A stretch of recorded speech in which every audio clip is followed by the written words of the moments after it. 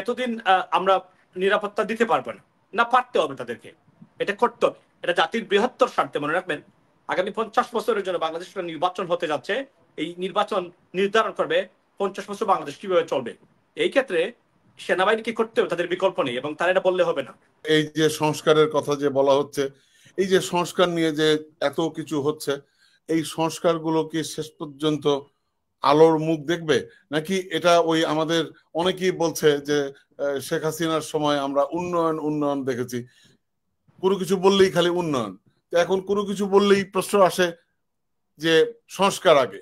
So এই সংস্কার সংস্কার এগুলো কি বাস্তব রূপ নেবে কিনা, মানে আপনার কাছে কি মনে হয় যে আসলে? আচ্ছা, এখানে অনেকগুলা বিষয় আসলে আমরা মনে করি যে হয়তোবা যেভাবে আমরা সংস্কার চেয়েছিলাম, অল আউট সংস্কার যেটাকে আমরা বলি, ইনক্লুসিভ সংস্কার বা রিফর্মস, এটা তো হতে যাচ্ছে না, এই বিষয়ে কোনো সন্দেহ নাই।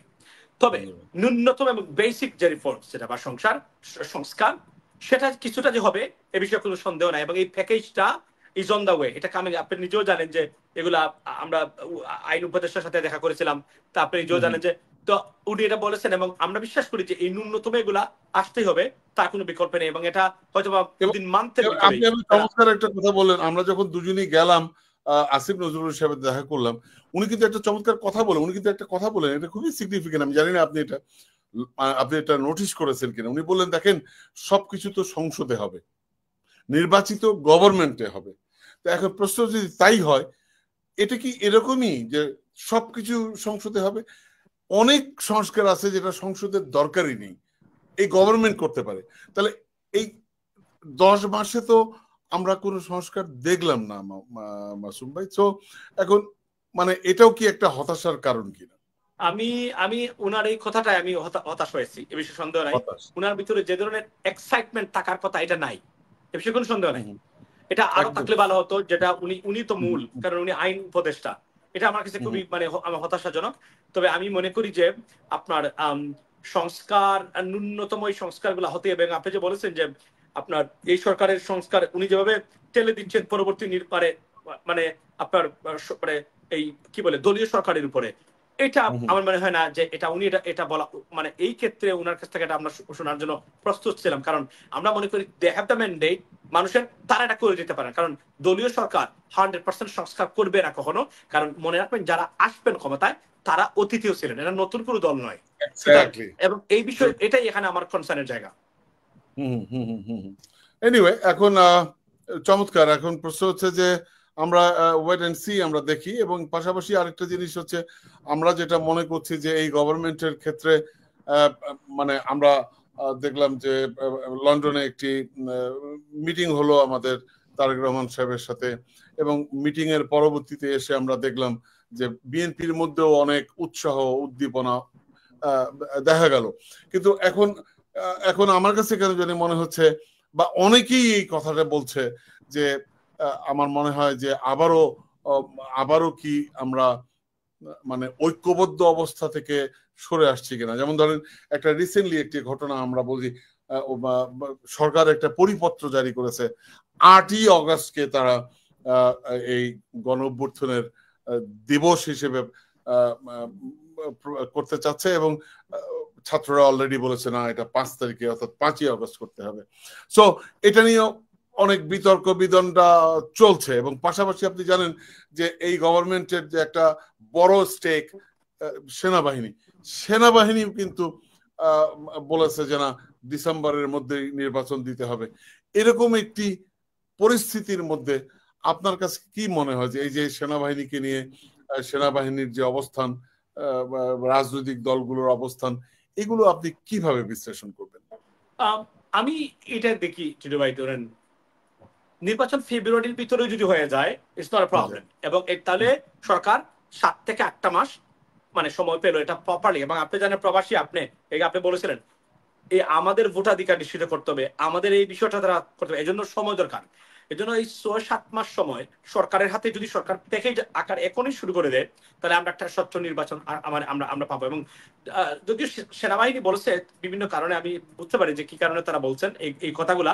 তবে ফেব্রুয়ারিতে হলেও সেনাবাহিনীর সমস্যা নেই, যখনই মানে চূড়ান্ত ভাবে মানুষ মনে করবে যে নির্বাচনের, সেনাবাহিনী বলতে চাচ্ছে যে এতদিন আমরা নিরাপত্তা দিতে পারবে না, না পারতে হবে তাদেরকে, এটা করতে হবে। এটা জাতির বৃহত্তর স্বার্থে। মনে রাখবেন আগামী 50 বছরের জন্য বাংলাদেশের নির্বাচন হতে যাচ্ছে। এই নির্বাচন নির্ধারণ করবে 50 বছর বাংলাদেশ কিভাবে চলবে। এই ক্ষেত্রে সেনাবাহিনী কি করতে হবে, তাদের বিকল্প নেই, এবং তারা এটা বললে হবে না। আমরা তাদের উপরে, বাংলাদেশের মানুষ তাদের উপরে ভরসা করে সবচেয়ে বেশি, সুতরাং তাদেরকে এই কাজটা চালিয়ে যেতে হবে। যেহেতু প্রবাসীদেরকে নিয়ে কাজ করেন, কারণ রেমিটেন্স ফাইটার অফ বাংলাদেশ যেটা আমি মনে করি অনেক বড় একটি অর্গানাইজেশন, অনেক বড় একটা নেটওয়ার্ক।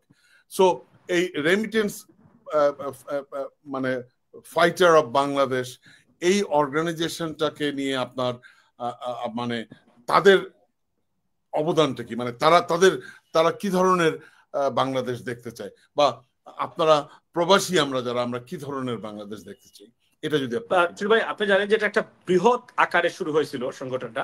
ভাই সংগঠনটাকে যে পরিপূর্ণতা দান করা, সেটা না যাওয়ার মূল ব্যর্থতাই কিন্তু আমার। কেন ব্যর্থতা আমার? কারণ ওই যে আমার ব্যস্ততা, এটা একটা বিশাল বড় একটা, মানে যে কারণে আসলে এই সংগঠনটা, আর নাহলে এটা হয়তোবা আমি এখনো বিশ্বাস করি এই যে রাজনৈতিক দল, অনেকগুলা দল হয়েছে রিসেন্টলি যারা এখন নমিনেশন ওই আপনার এই নিবন্ধন চাচ্ছেন, আমরা যদি এখনো ডাক দিয়ে ঐক্যবদ্ধ হয়ে যাই, এদের চেয়ে 3টা বল 5টা বল বেশি আমাদের সংগঠনে হয়ে যাবে। এ বিষয়ে কোনো সন্দেহ নাই। ঘুমন্ত অবস্থায় এই সংগঠন যেভাবে আছে। তবে আমি মনে করি যে প্রবাসীরা কি দেখতে চায়, প্রবাসীরা দেখতে চায় প্রথম কথা হলো যে তাদের নিরাপত্তাটা, এটা শুধু তাদের ব্যক্তিগত নিরাপত্তা না, এবং তাদের প্রবাস জীবনটা হ্যাসল ফ্রি। ফর এক্সাম্পল, তারা পাসপোর্ট যেন অন টাইমে পায়, পাসপোর্ট পেতে গেলে যেন হয়রানির শিকার না হয়, এম্বাসি বা কনসুলেট বা হাই কমিশনের জন্য তারা সেবাটা পেতে অতিরিক্ত গোষ্ঠীতে না হয়, সিন্ডিকেট বাণিজ্য মুক্ত এই ধরনের আপনার সেবা, যেটা কনসুলার সেবা, যেটা তারা এটা পেতে চায়, এবং প্রবাস গমনের যে প্রক্রিয়াটা সেটা সহজ, এবং এটা যেন আপনার এই যে ইনএক্সপেন্সিভ হয়। যেভাবে এখন সিন্ডিকেট করে 1 লক্ষ টাকার ভিসা 7 লক্ষ টাকা পর্যন্ত উঠানো হচ্ছে, এইটা এই মানে হয়রানি এবং সিন্ডিকেট মুক্ত যারা আপনার ব্যবস্থা যেন প্রবাসীরা চায়, এবং এয়ারপোর্টের নিরাপত্তা, এয়ারপোর্টটা সুপিরিয়র চায় তারা যেভাবে সারা বিশ্বের এয়ারপোর্টের এক্সপেরিয়েন্স তারা নিয়ে থাকে। এবাভ অল, প্রবাসীদের ভোট এবং প্রবাসীদের যথোপযুক্ত সম্মান এবং তাদের অংশগ্রহণ রাষ্ট্র ব্যবস্থাপনা বা রাষ্ট্র বিনির্মাণে, এটা নিশ্চিত করা, এটাই তাদের মূলত এই মুহূর্তে তাদের প্রত্যাশা। কিন্তু আপনার কাছে কি মনে হয় যে আমরা যে আইন উপদেষ্টার কাছে গেলাম, উনি যে বলছেন, খুব দৃঢ়তার সাথে বললেন যে এবার হয়তো প্রবাসীরা ভোট দিতে পারবে, সো আপনার কাছে কি মনে হয় যে এই আমি মনে করি এটা, আমি নিজের ডক্টর ইউনূস সাহেব বলছেন, এবং তো আমি মনে করি যে এটা তারা কাজ করতেছেন, কারণ এটা একটা চরম ব্যর্থতা হবে তাদের জন্য যদি তারা এটা করতে না পারেন। আমি মনে করি অন্ততপক্ষে তারা যদি প্রবাসীদেরকে ভোটার লিস্টে অন্তর্ভুক্ত করতে পারেন, অনেক প্রবাসী দেশে এসে ভোট দিতে পারে, যদি অন্তত এটা চূড়ান্ত না হয়। তবে এই বিষয়ে কোনো সন্দেহ নাই, এটা একটা জটিল প্রক্রিয়া, বিদেশে তারা কিভাবে ভোট দিবে। এবং আসিফ নজরুল যে বক্তব্যটা দিয়েছেন সেটা হলো যে উনি মধ্যপ্রাচ্যে, তার চুক্তিটা কিন্তু আমি মানি, যেভাবে মধ্যপ্রাচ্যে বলছেন যে লক্ষ লক্ষ মানুষ আছে, ভোট দিতে হয়তো 5 লক্ষের বেশি আসবে না কখনো, বা 2000 বা 2 লক্ষের বেশি আসবে না। সো এটা একটা লজিক্যাল ব্যাপার, কারণ এখানে পয়সা খরচ করে উনি ম্যানেজমেন্টের কথা বলেছে যে এটা ম্যানেজ করা যাবে কিনা। ম্যানেজ মানে এটা একটা বিশাল, ডেফিনেটলি চ্যালেঞ্জিং, বাট গভর্নমেন্ট চাইলে ইট ইজ পসিবল। তবে ভোটের ব্যবস্থাটা করা আগ থেকে, যদি এখনো সময় আছে, সরকার যদি একটা ডিপার্টমেন্টকে একটা দায়িত্ব দিয়ে দেওয়া হয় তড়িৎ ক্ষেত্রে, এই সেনাবাহিনীকে দিলেও তারা এই দায়িত্ব পালন করতে হবে, এবং প্রবাসীরা, এবং সরকার যদি এটা করতে পারে তাহলে একটা ইতিহাস সৃষ্টি করবে প্রবাসীদের কাছে। মনে রাখবেন প্রবাসীরা সবচেয়ে বেশি সাপোর্ট দিচ্ছে এই গভর্নমেন্টকে, এবং আজকে দেখেন এত কিছুর পরেও 9-10 মাসের মাথায় রিজার্ভ $30 বিলিয়ন, এবং ইটস পিওর রিজার্ভ। এই বিষয়ে এখানে কোনো ধরনের আওয়ামী লীগের কূটকৌশলের হিসাব নিকাশ কিছুই নেই। সুতরাং এই ক্ষেত্রে বাংলাদেশের মানে বিশ্ব বিভিন্ন প্রতিষ্ঠানের কাছে, ফিনান্সিয়াল প্রতিষ্ঠানের কাছে বাংলাদেশের অবস্থানটাই, তার রিজার্ভটাই বলে দেয় যে দেশটা স্টেবল। এত কিছুর পরেও দেশটা স্টেবল, এই জন্যই বাংলাদেশ নামক রাষ্ট্রটা এখন এইভাবেই টিকে আছে। এবং আপনার আমি যদি একটু সংক্ষেপে বলি আপনাকে, যে ধরেন আপনি মানে শেষ প্রশ্ন যদি আপনাকে এভাবে করি, আপনি এই গভর্নমেন্টের কাছে, মানে বিশেষ করে আমাদের এই সরকারের প্রধান উপদেষ্টা, আমাদের সকলের সম্মানিত প্রফেসর ডক্টর ইউনূস সাহেবের কাছে আপনি কি প্রত্যাশা করেন আসলে, মানে এটা যদি আমাদেরকে একটু, আমাদের দর্শকদের। Very good question. আমি যেটা প্রত্যাশা করি বা যেটা বলেছি আমরা, সেটাই হলো যে আমরা চাই ওনারা যে ম্যান্ডেট এবং যে প্রক্রিয়া, মানে যে ধরনের সংস্কার যেগুলো করার দরকার সেগুলো তাদেরকে করতেই হবে। এটা না হলে এর চেয়ে বড় বিট্রেয়াল, ফেইলিয়ার আর হতেই পারে না। কেননা পরবর্তী সরকার যারা আসবেন, দলীয় সরকার এভাবে ব্যাপকভাবে এই সংস্কারগুলো করবে না, কেননা এগুলো তাদের স্বার্থের বিপক্ষে যায় এবং এই জন্যই এটা তারা করবে না। আর যেহেতু এরা এই দলগুলা নতুন না, নেতৃত্ব অলমোস্ট নতুন না, পুরাতন মানে ওই পুরাতন মানে ছাড়ই আমাদের কাছে আছে। সো দেয়ারফর আমি মনে করি সরকারের উচিত হবে কোন ধরনের কারো বক্তব্য না শুনে একদম চ্যালেঞ্জ আকারে স্পট অন ওয়েতে একদম মানে প্রত্যেকটা সংস্কার এবং যা যা করা দরকার সেগুলো প্লেস করা।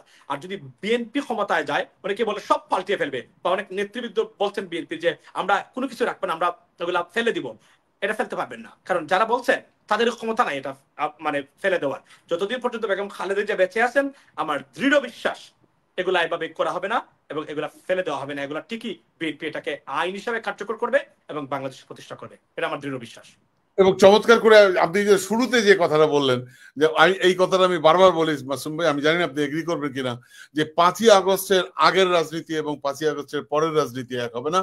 মানুষ এখন অনেক সচেতন, মানুষ এখন অনেক সাহসী, মানে আপনি বন্দুকের নলের সামনে দাঁড়িয়ে যাবে। তো সুতরাং আমার মনে হয় যে পরবর্তী in addition to that let me add something, এবং বললাম না যে মানুষ আগে বই পেত, মামলা খাবে, জেলে যাবে, আইসিটি মামলা খাবে, আপনার গুম হয়ে যেতে পারে, নির্যাতন শিকার হবে, একটা বইও মানুষের ভিতরে নাই এখন। সো এই জন্য প্রতিবাদ করতেও মানুষের বুক কাঁপে না, মানুষ করেই যাচ্ছে এখন যা ইচ্ছা তাই। সো এটা আমি মনে করি যে আগের যে নির্বাচনগুলো যেভাবে হয়েছে, এই নির্বাচন এভাবে এইবার হচ্ছে না, এটা মোটামুটি নিশ্চিত।